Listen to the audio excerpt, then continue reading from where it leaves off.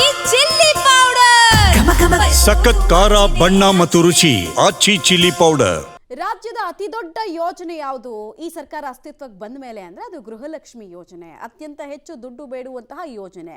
But ತಿಂಗಳಿಗೊಮ್ಮೆ ದುಡ್ಡು ಬರುತ್ತೆ ಅಂತ ಜನ ಅಂದ್ಕೊಂಡಿದ್ರು. ಈಗ ಆಕಸ್ಮಿಕವಾಗಿ ನಿಮ್ಮ ಅಕೌಂಟಿಗೆ ದುಡ್ಡು ಬಂದರೂ ಬರಬಹುದು, ಬರದೇನೂ ಇರಬಹುದು. ಗ್ಯಾರಂಟಿ ಇಲ್ಲ. ಗ್ಯಾರಂಟಿ ಅಂತ ಸರ್ಕಾರ ಹೇಳ್ತಾ ಇತ್ತು. ಬಟ್ ಈ ಯೋಜನೆಯ ಹಣದ ವಿಚಾರದಲ್ಲಿ ಯಾರೂ ಗ್ಯಾರಂಟಿ ಕೊಡೋದಕ್ಕೆ ಮುಂದಾಗ್ತಾ ಇಲ್ಲ. ಗೃಹಲಕ್ಷ್ಮಿ ಯೋಜನೆಯಲ್ಲಿ ಮತ್ತೆ ಸಮಸ್ಯೆ ಆಗಿದೆ. ಡೀಟೇಲ್ಸ್ ಕೊಡ್ತೀವಿ ಏನೇನಾಗಿದೆ ಅಂತ. 4 ತಿಂಗಳಿಂದ ಇನ್ಸ್ಟಾಲ್ಮೆಂಟ್ ಅಮೌಂಟೇ ಬಂದಿಲ್ಲ. ಗೃಹಲಕ್ಷ್ಮಿಯರು ಗೋಳಾಡ್ತಾ ಇದ್ದಾರೆ. ದುಡ್ಡು ಕೊಡ್ತೀನಿ ಅಂತ ನೀವು ಹೇಳಿದ್ರಿ, ಘೋಷಣೆ ಮಾಡಿದ್ರಿ, ಆದರೆ ನಮ್ಮ ಮೊಬೈಲಲ್ಲಿ ಮೆಸೇಜ್ ಬರುತ್ತಾ ನೋಟಿಫಿಕೇಶನ್ದು ಅಂತ ಕೇಳಿದ್ರೆ ಬರ್ತಾ ಇಲ್ಲ.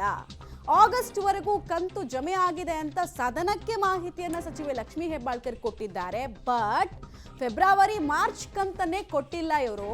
ಆಗಸ್ಟ್ ತನಕ ಏನು ಕತೆ ಅಂತ ಕೇಳುತ್ತಿದ್ದಾರೆ. 2 ತಿಂಗಳ ಅಮೌಂಟನ್ನು ಕೊಟ್ಟಿಲ್ಲ ಅನ್ನೋದನ್ನ ಬಿಜೆಪಿಯವರು ವಿತ್ ಡಾಕ್ಯುಮೆಂಟ್ ಹೇಳ್ತಾ ಇದ್ದಾರೆ. ನಿನ್ನೆ ಮಹೇಶ್ ತೆಂಗಿನಕಾಯಿ ಶಾಸಕರು ಆಚೆ ಬಂದು ಹೇಳಿದ್ರು, ನನ್ನ ಹತ್ರ ಡಾಕ್ಯುಮೆಂಟ್ ಇದೆ, ನಾನು 2-3 ಜಿಲ್ಲೆಯ ಉಪನಿರ್ದೇಶಕರ ಹತ್ರನೇ ಪಡ್ಕೊಂಡಿರುವಂತಹ ಅಧಿಕೃತ ಮಾಹಿತಿ, ಯಾವುದೇ ದುಡ್ಡು ಬಿಡುಗಡೆ ಆಗಿಲ್ಲ ಅಂತ ಅಂತಿದ್ದಾರೆ.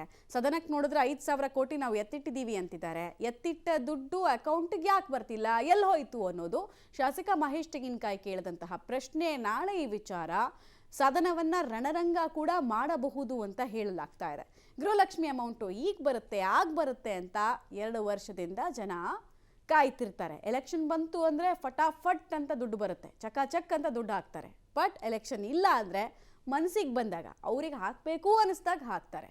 ಹಾಗಾದರೆ ಗೃಹಲಕ್ಷ್ಮಿ ಗ್ಯಾರಂಟಿ ಕಲಹ ಏನು ಅಂತ ನಿಮಗೆ ಇನ್ನೊಂದ್ಸಲ ಹೇಳ್ತೀವಿ. ಗೃಹಲಕ್ಷ್ಮಿ ಬಾಕಿ ಕಂತಿನ ಬಗ್ಗೆ ಸದನದಲ್ಲಿ ಈಗಾಗಲೇ ಪ್ರಸ್ತಾಪ ಆಗಿದೆ. ಅದಕ್ಕೆ ಮಾನ್ಯ ಸಚಿವರು ಕೂಡ ಉತ್ತರವನ್ನು ಕೊಟ್ಟಿದ್ದಾರೆ. ಗದಗ ಹಾವೇರಿಗೆ ಮಾರ್ಚ್ ಫೆಬ್ರವರಿ ತಿಂಗಳ ಗೃಹಲಕ್ಷ್ಮಿ ಹಣ ಬಂದಿಲ್ಲ ಅಂಥೇಳಿ ಮಹಿಳೆಯರು ಹೇಳ್ತಾ ಇದ್ದಾರೆ. ರಾಜ್ಯದ ಹಲವು ಕಡೆಗಳಲ್ಲೂ ಕೂಡ ಈ ಸಮಸ್ಯೆ ಇದೆ. ಸದನಕ್ಕೆ ಮಹಿಳಾ ಮತ್ತು ಮಕ್ಕಳ ಕಲ್ಯಾಣ ಇಲಾಖೆಯಿಂದ ಲಿಖಿತ ರೂಪದಲ್ಲಿ ಉತ್ತರವನ್ನು ಕೊಡಲಾಗಿದೆ. ಸೋಮವಾರದ ಸೆಷನ್ನಲ್ಲಿ ಇದೇ ವಿಚಾರ ಜೋರು ಚರ್ಚೆಗೂ ಕೂಡ ವೇದಿಕೆ ಆಗ್ತಾ ಇದೆ. ಸೆಪ್ಟೆಂಬರು, ಅಕ್ಟೋಬರು, ನವೆಂಬರ್ ತಿಂಗಳ ದುಡ್ಡು ಇನ್ನೂ ಕೂಡ ಜಮೆಯಾಗಿಲ್ಲ ಅನ್ನೋದು ರಾಜ್ಯದ ಗೃಹಲಕ್ಷ್ಮಿ ಫಲಾನುಭವಿಗಳು ಹೇಳ್ತಾ ಇರುವಂಥದ್ದು. ಮಾರ್ಚು ಫೆಬ್ರವರಿ ಹಣದ ಬಗ್ಗೆ ಈಗ ಹೆಬ್ಬಾಳ್ಕರ್ ಅವರು ಮಾತನಾಡ್ತಾ ಇಲ್ಲ. ಅಂದರೆ ಅದು ಸ್ಕಿಪ್ ಅಂತ ಅರ್ಥನೋ, ಅದು ಆ ಹಣವನ್ನು ನಾವು ಕೊಡಲ್ಲ ಅಂತ ಅರ್ಥನೋ ಗೊತ್ತಿಲ್ಲ. ಆಗಸ್ಟ್ವರೆಗೂ ಕೂಡ ಎಲ್ಲ ಕಂತಿನ ಗೃಹಲಕ್ಷ್ಮಿ ಹಣವನ್ನು ನೀಡಿರೋದಾಗಿ ಸದನಕ್ಕೆ ಮಾಹಿತಿಯನ್ನು ಕೊಟ್ಟಿದ್ದಾರೆ. ಇದು ಸುಳ್ಳು ಅಂಥೇಳಿ ಬಿಜೆಪಿ ಹೇಳ್ತಾ ಇದೆ. ಸುಳ್ಳು ಮಾಹಿತಿಯನ್ನು ಕೊಟ್ಟಿದ್ದಾರೆ, ಅದಕ್ಕೆ ನಮ್ಮ ಬಳಿ ಎವಿಡೆನ್ಸ್ ಇದೆ, ದಾಖಲೆಗಳಿದೆ ಅಂಥೇಳಿ ಬಿಜೆಪಿ ಆರೋಪಿಸ್ತಾ ಇದೆ.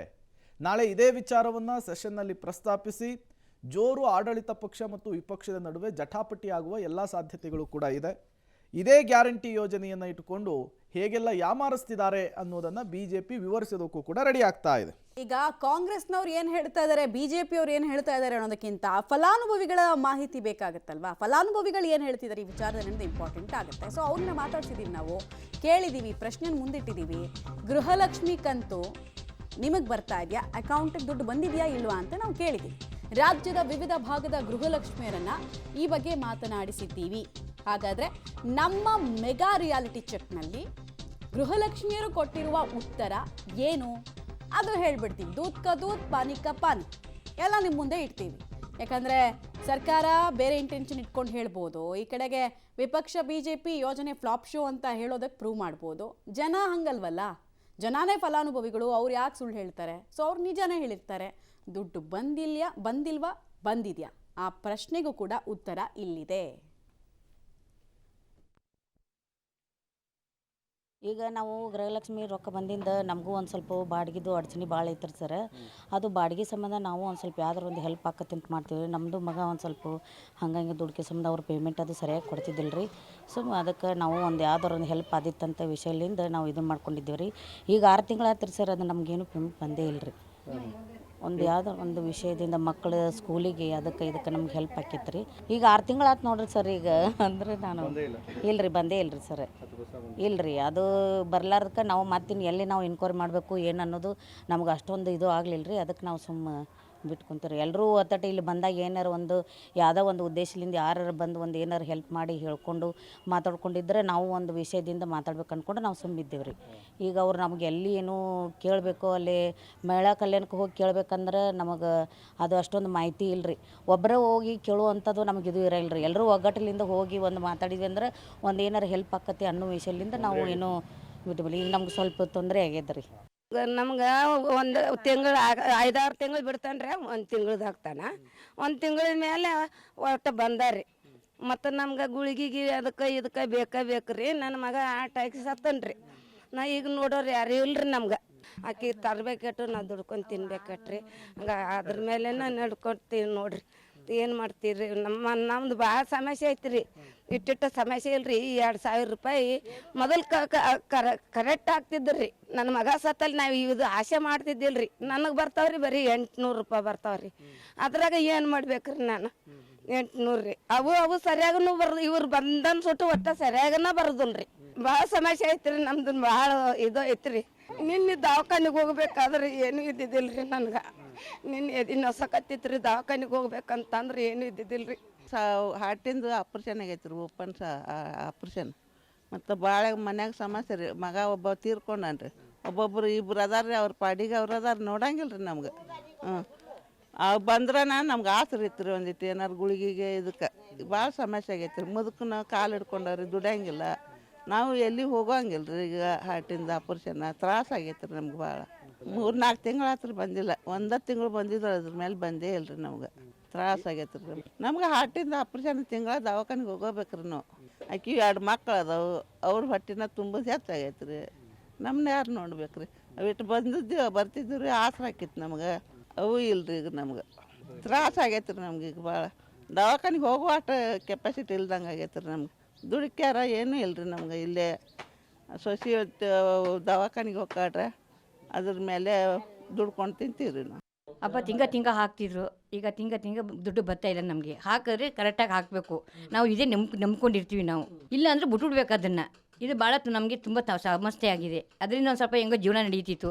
ಈಗ ಅದರಿಂದ ನಮಗೆ ದುಡ್ಡೇ ಬರ್ತಾ ಇಲ್ಲ. ಅದರಿಂದ ಇವು ಇನ್ನೂ 3-4 ತಿಂಗಳು ಬಂದೇ ಇಲ್ಲ. ನಮಗೆ ದುಡ್ಡೇ ಬಂದಿಲ್ಲ. ದುಡ್ಡು ನಾವೇ ಹಾಕ್ತಾನೇ ಇಲ್ಲ. ಈಗ ಹಾಕ್ತಾರೆ, ಆಗ ಹಾಕ್ತಾರೆ ಅಂತಾರೆ. ಈಗ 1 ತಿಂಗಳು ದುಡ್ಡು ಹಾಕಿದಾರಂತೆ. ಇದೇ ಹಾಕಿರೋ ದುಡ್ಡು ಇನ್ನು ದುಡ್ಡೇ ಹಾಕಿಲ್ಲ ಅವರು. ಪ್ರತಿ ತಿಂಗಳು ನಮ್ಗೆ ಕೊಡ್ತಾ ಇರಬೇಕು. ತಿಂಗ ನಮಗೆ ಪಾಲಿಸ್ತಾರೆ ಅವರು. ನಮಗೂ ಒಂದು ಜೀವನ ನಡೀತದೆ. ಅದನ್ನೇ ನಾವು ನೆಮ್ಕೊಂಡಿರೋದು ನಾವು. ಅದು ನೆಮ್ಬಿಟ್ರೆ ಇನ್ನೇನೂ ಇಲ್ಲ. ಈ ಹೊಲದ ಕೆಲಸಕ್ಕೆ ನಮ್ಗೆ ಕರೆಯಲ್ಲ. ಇವರು ಎಲ್ಲ ಹೇಳಿದ್ರು ಹಾಕ್ತೀವಿ ನಾವು ಅಂತ ಹೇಳಿದ್ರು. ಕರೆಂಟ್ ಬಿಲ್ಲು ಅಂತಂದ್ರು. ಕರೆಂಟ್ ಬಿಲ್ಲು ನಮಗೆ ಕರೆಂಟ್ ಬಿಲ್ ಬರ್ತಾ ಇದೆ ನಮಗೆ.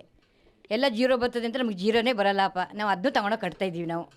ಇಷ್ಟು ಸಮಸ್ಯೆ ಆಗಿದೆ ನಮಗೆ. ಭಾಳ ತುಂಬ ನಮಗೆ ಕಷ್ಟ ಆಗೋಗ್ಬಿಟ್ಟಿದೆ. ನಾವು ಪ್ರತಿ ತಿಂಗಳು ಹಾಕಬೇಕು ಅಂತ ನಾವು ಕೇಳ್ಕೊತಾರದು. ನಾವು ಮೊದಲು ಯಾವ ಥರ ಹಾಕ್ತಿದ್ರು ಆ ಥರ ನಮ್ಗೆ ಹಾಕ್ಕೊಟ್ರೆ ಅವ್ರಿಗೂ ಒಂದು ಸ್ವಲ್ಪ ಇದಿರ್ತದೆ, ನಮಗೂ ಒಂದು ಸ್ವಲ್ಪ ಇದಾಗಿರ್ತದೆ ನಮ್ಗೆ. ಆಮೇಲೆ ಈಗ ನೀವು 22 ಕಂತು ಅಷ್ಟೇ ಬಂದವ ನಮಗೆ. ಈಗ ಹೊತ್ತಿಗೆ 1 ಹಾಕ್ಯಾರ. ಇನ್ನೂ 4-3 ಕಂತಂತಿ ಬರಬೇಕ್ರಿ ನಾವು. ಈಗ 2 ವರ್ಷ ಆತಲ್ಲ ಹಾಕತ್ತಾರ. ಈಗ ನಡು ಗ್ಯಾಪ್ ಆಗ್ಯಾವ್ರಿ. ನಮ್ಗೇನು ಓದಾಕಾರ ಬರಂಗಿಲ್ಲ, ಏನಿಲ್ಲ. ನಾವು ಎಂಟ್ರಿ ಮಾಡಿದಷ್ಟೇ ಗೊತ್ತ ನಮಗೆ. ಯಾವುದೋ ಒಂದು ಆಫೀಸಲ್ಲಿ ಕಸ ಗುಡಿಸ್ಕೊಂಡು 5,000 ಸಂಬಳ ಕೊಡ್ತಾರೆ. ಅದರಲ್ಲಿ ಜೀವನ ಮಾಡ್ತಾ ಇದ್ದೀನಿ. ಯಾವುದೂ ಇಲ್ಲ. ಅದೇ ಅವನು ಕಾರಿದೆ ಅಂದ್ಬಿಟ್ಟು ತೆಗೆದ್ರು. 3 ವರ್ಷ ಆಯಿತು. ಅದರಿಂದ ನೋಡಿ ಊಟ ಕಟ್ಕೊಂಡು ಹೋಗಿ ಕೆಲಸ ಮಾಡಿ ಜೀವನ ಮಾಡ್ತಾಯಿದ್ದೀನಿ. ಮಗನೂ ಅನ್ನ ಆಗ್ತಾ ಇಲ್ಲ. ನನಗೆ ಅದು ಸ್ಟಾರ್ಟಿಂಗಲ್ಲೇ ಹೆಸ್ರು ಕಾರ್ಡ್ ಕೊಡಮ್ಮ ಅಂದರು. ಹೆಸ್ರು ಕಾರ್ಡ್ ಇಲ್ಲ ಅನ್ನೋದ್ರಿಂದ ಕ್ಯಾನ್ಸಲ್ ಮಾಡಿದರು. ಅವ್ನು ಕಾರ್ ತೊಗೊಂಡಿರೋದ್ರಿಂದ, ಅವನು ನನ್ನ ಹೆಸರಲ್ಲಿ ಇರೋದ್ರಿಂದ ಕ್ಯಾನ್ಸಲ್ ಮಾಡಿದರು. ಆಮೇಲೆ ನಾನು ಈಗ ಒಂದು 8 ತಿಂಗಳಲ್ಲಿ ಅವನ್ನ ತೆಗ್ಸಾಕ್ತೆ. ನನಗೆ ಅನ್ನ ಆಗ್ತಾ ಇದ್ಮೇಲೆ ನಾನಿದ್ದೇನು ಪ್ರಯೋಜನ ಅಂತ ಇಲ್ಲಿ ಬಂದು ಬಾಡಿಗೆ ಮನೆ ಮಾಡ್ಕೊಂಡು ಇಲ್ಲೊಂದು ಕೆಲಸ ಮಾಡ್ತಾಯಿದ್ದೀನಿ. ಯಾವುದೂ ಇಲ್ಲ ಸರ್. ನಾವು ಸಣ್ಣ ಪುಟ್ಟ ವ್ಯಾಪಾರ ಮಾಡ್ಕೊಂತೀವಿ ಸರ್. ಅದು 2,000 ರೂಪಾಯಿ ಬಂದರೆ ನಮ್ಮ ಹುಡುಗರಿಗೆ ಸ್ಕೂಲ್ಗೆ ಅಥವಾ ನಮ್ಮ ವಯಸ್ಸಾಗಿದ್ದವ್ರಿಗೆ ಔಷಧಿಗಳಿಗೆ ಆ ಥರ ಏನಾನ ಅನುಕೂಲ ಆಗ್ತದಂತ ನಾವು ಇದ್ರ ಮೇಲೆ ಆಧಾರ ಬಿದ್ದಿದ್ದೀವಿ ಸರ್. ಇದು 2 ತಿಂಗಳು ಬರೋದು, 3 ತಿಂಗಳು ಬಂದಾಗೋದು, ಆಗ ಸಮಸ್ಯೆ ಆಕತ್ತೆ ಸರ್. ನಮ್ಗೆ ವ್ಯಾಪಾರನೂ ಅಷ್ಟೇ ಅದು. ನಮ್ಗೆ ಹೆಂಗನ ಅನುಕೂಲ ಆಗ್ತಿತ್ತಿದ್ದು ಸರ್. ಇವಾಗ ನಮ್ಗೆ 3-4 ತಿಂಗಳು ಬಂದಿಲ್ಲ ರೀ ಸರ್. ಸರ್ ನಮ್ಗೆ ನಮ್ಮ ಹುಡುಗರಿಗೆ ಏನೇನು ಟ್ಯೂಷನ್ ಫೀಸು ಅಥವಾ ನಮ್ಮ ವಯಸ್ಸಾಗಿದ್ದವ್ರು ಇದ್ದಾರೆ ನಮ್ಮ ಮನೆಗೆ ತಿಂಗಳ ಟ್ಯಾಬ್ಲೆಟ್ಗಳಿಗೆ ಇಲ್ಲರಿ ಸರ್. 3 ತಿಂಗಳು ಬಂದಿಲ್ಲ ರೀ ನಮ್ಗೆ. ಒಬ್ಬೊಬ್ರಿಗೆ ಬಂದವ್ರಿ ಸರ್. ಈ ತಿಂಗಳ ಇವ್ರಿಗೆ ಬಂದರೆ ನೆಕ್ಸ್ಟ್ ತಿಂಗಳ ನಮಗೆ ಬರೋಲ್ಲ. ಆ ಥರ ಆಕತ್ತದ್ರಿ ಸರ್. ಸಮಸ್ಯೆ ಆಕತ್ತ ಸರ್. ಸ್ವಲ್ಪ ತಿಂಗಳು ಹಾಕಿದ್ರೆ ಚಲೋ ಇತ್ತು ರೀ ಸರ್. 3 ತಿಂಗಳ ಮೊದಲು ಬಂದಾಗಿತ್ತು. ಮತ್ತೆ 1 ತಿಂಗಳ ಬಂದವ, ಮತ್ತೆ ಬಂದಿಲ್ಲ.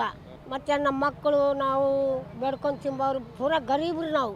ನೀವು ಮಾಡಿರಲ್ಲ ಅದ್ರ ಸಲುವಾಗಿ ಏನಾನ ಸ್ವಲ್ಪ ನಾವು ನುಚ್ಚು ಬಿಚ್ಚು ತಂದ್ಕೊಂಡು ಊಟ ಮಾಡಕತ್ತೀವಿ. ನಮ್ಮ ಸಣ್ಣ ಸಣ್ಣ ಮೊಮ್ಮಕ್ಕಳು ಇಸ್ಕೊಂಡು ಹೋಗ್ತಾರೆ. ಅವ್ರಿಗೆ ಹೆಂಗೆ ಮಾಡ್ಬೇಕು ಸರ್, ನೀವು ಹಾಕ್ತೀರ ಅಂತ ನಮಗೆ ಹೇಳಿರಿ.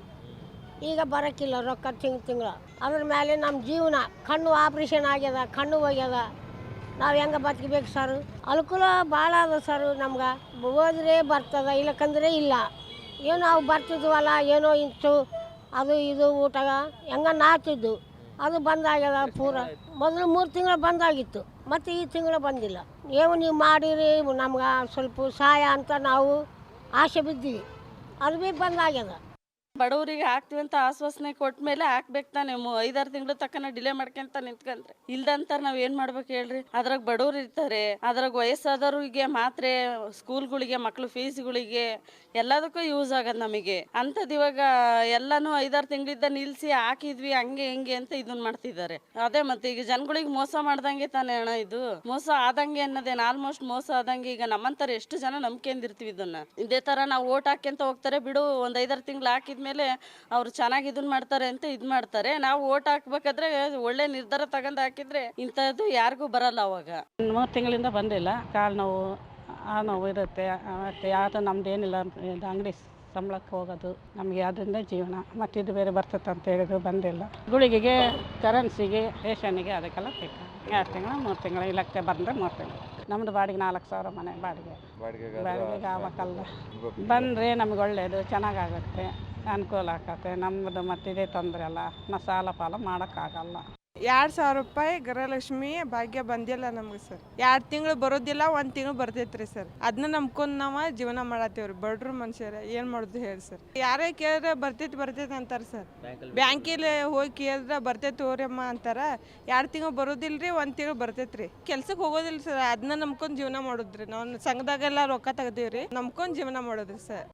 ಹಿಂದೆಲ್ಲ ಬರ್ತಿತ್ತು, ಈಗ ಬರೋದಿಲ್ಲ. 4-5 ತಿಂಗಳು ಜಾಸ್ತಿ ಆಯಿತು ಬರೋದು. ಕರೆಕ್ಟ್ ಬರ್ತಿತ್ತು. 1 ತಿಂಗಳು ಬಂದರೆ ಮತ್ತೊಂದು ತಿಂಗಳು ಇಲ್ಲ, ಹಾಗೆ ಇತ್ತು. ಅದು ಬರ್ತಿತ್ತು, ಈಗ ಬರೋದೇ ಇಲ್ಲ. ಒಂದು 5-6 ತಿಂಗಳಾಯ್ತಂತ. ಬರೋದಿಲ್ಲ. ಕೊಡ್ತೇನೆ ಹೇಳ್ತಾರೆ, ಮತ್ತೆ ಇಲ್ಲ. ಅದು ಕಲಿಸೋದು ಅವರಲ್ಲ, ನಾವಲ್ಲಲ್ಲ. ಯಾಕೆ ಅಂತ ಅವರಿಗೆ ಗೊತ್ತು, ಕಲಿಸುವವರಿಗೆ. ಒಂದು 4-5 ತಿಂಗಳು ಜಾಸ್ತಿ ಆಯಿತು. 4-5 ತಿಂಗಳಿಂದ ಗೃಹಲಕ್ಷ್ಮಿ ದುಡ್ಡುಗಳು ಬಿದ್ದಿಲ್ಲ, ಏನಿಲ್ಲ. ನಾವು ಅದೇ ನಂಬ್ಕೊಂಡಿದೀವಿ. ಮನೆ ಬಾಡಿಗೆ, ರೇಷನ್ನು, ಮಕ್ಳು ಫೀಸ್ಗಳಿಗೆ ಪ್ರತಿ 1 ತಿಂಗಳು ಹಾಕ್ತಾರೆ. ಒಂದು 3 ತಿಂಗಳು 4 ತಿಂಗಳು ದುಡ್ಡುಗಳು ಹಾಕೋದಿಲ್ಲ, ಏನಿಲ್ಲ.